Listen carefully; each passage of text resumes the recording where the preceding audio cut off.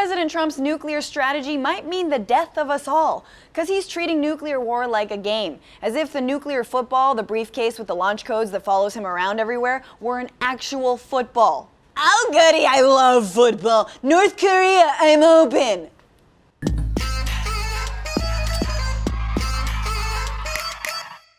So nuclear war has been momentarily put on hold ever since Kim Jong-un walked back his plans to envelop Guam in fire.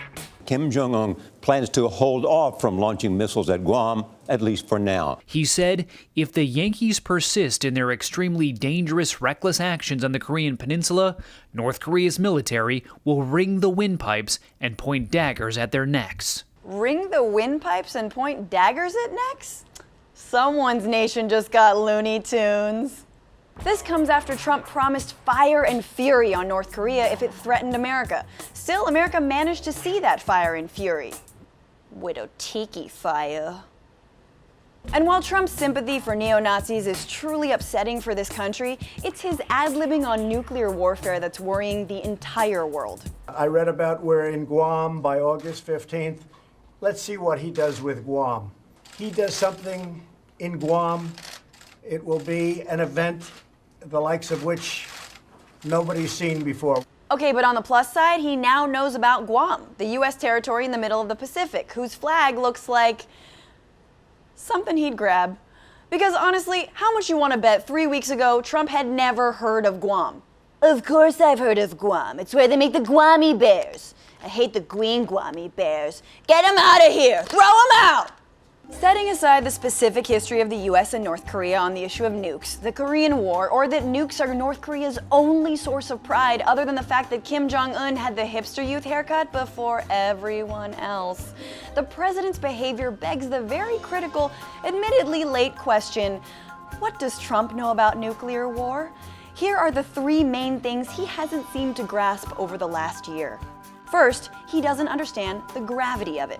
Listen to him back in February when he warned what would happen if nuclear war broke out between the US and Russia in this understatement of a lifetime. Anybody that ever read the most basic book can say it. Nuclear holocaust would be like no other. By basic book, do you mean a history book? Because the US did drop nukes on Hiroshima and Nagasaki. Wait, is there a children's book series on nuclear war I don't know about? Good night, Moon. Good night, Doom. Good night, cow jumping over the nuclear boom. Good night, Nazis. You weren't that bad. Good night, Robert Mueller. Hashtag sad. Second, what does the president know about the US's nuclear arsenal? Well, here is candidate Trump being asked pointedly about the nuclear triad, the country's three-pronged arsenal of 6,800 ground, air, and water missiles. What's your priority among our nuclear triad? Well, first of all, I think we need somebody absolutely that we can trust, who's totally responsible, who really knows what he or she is doing. And one of the things that I'm frankly most proud of is that in 2003, 2004, I was totally against going into Iraq. The three legs of the triad, though, do you have a priority? Because I want to go to Senator Rubio after that and ask him. To me, nuclear is just the power, the devastation is very important to me. Oh my God, he has no idea what the nuclear triad is. He probably thinks it's when you've had 3 ex-wives. Third, there's the issue of proliferation, the spreading of nuclear weapons. Oh, what does he have to say about that? The biggest problem we have today is nuclear proliferation. Okay, good. But then why 3 months later did he casually support other countries acquiring nukes? At some point, we have to say, you know what? We're better off if Japan protects itself against this maniac in North Korea.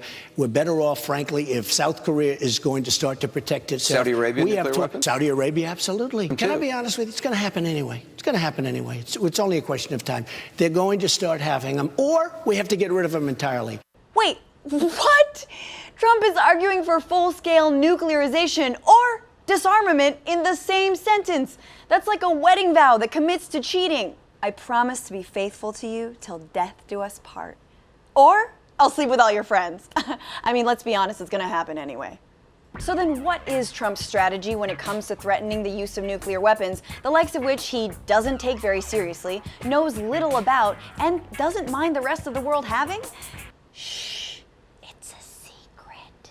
I'm never going to rule anything out. Right. And I wouldn't want to say, even if I felt it wasn't going, I wouldn't want to tell you that. Right. Because at a minimum, I want them to think maybe we would use it. We need unpredictability.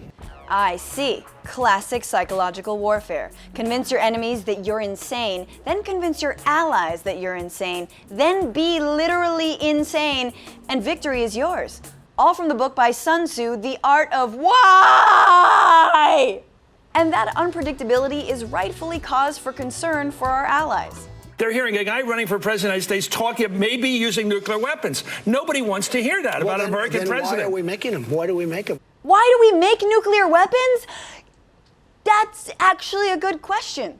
Also, another question you should have gotten the answer to before you ran for president, along with what are the hours of president? And as president, I can look at the eclipse, right? Yes, making nuclear weapons just to have them does sound absurd, and yet it's that absurdity that somehow keeps us safe. Nukes are like rare action figures. You can collect them all you want to impress your friends, but the minute you take them out of the box and start playing with them, you've gone a little mad. In fact, the reigning doctrine on nuclear weapons is called MAD, Mutually Assured Destruction, which essentially says a nuclear strike will be returned in kind with another nuclear strike, causing both sides to be annihilated, which you'd think would dissuade both sides from either initiating a conflict or fully disarming. That is, unless they already have a death wish. And now as president, Trump making no sense actually makes sense, because our nuclear policy makes no sense. The US is the only country to use nuclear weapons, and we did sign the Nuclear Non-Proliferation Treaty, which says that we have to move towards disarmament. But Obama and other presidents haven't made disarmament a priority. Our nuclear power is a bizarre policy space where you can say, Nuclear is our greatest threat worldwide. Not even a question, not even close. So I'd like to de-nuke the world. I would like Russia and the United States and China and Pakistan and many other countries that have nuclear weapons, get rid of them. and then literally the next sentence say, But until such time as they do, we will be the most powerful nuclear nation on earth by far. which means Trump wants to be the greatest threat worldwide. And that means he is to nukes what gun nuts are to guns. The only thing that can stop a bad guy with a doomsday device is a good guy with a doomsday device.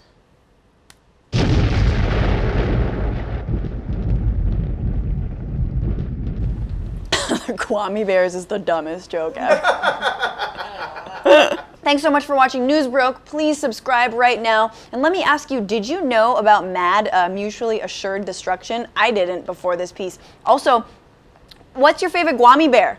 I like the white Kwame Bears.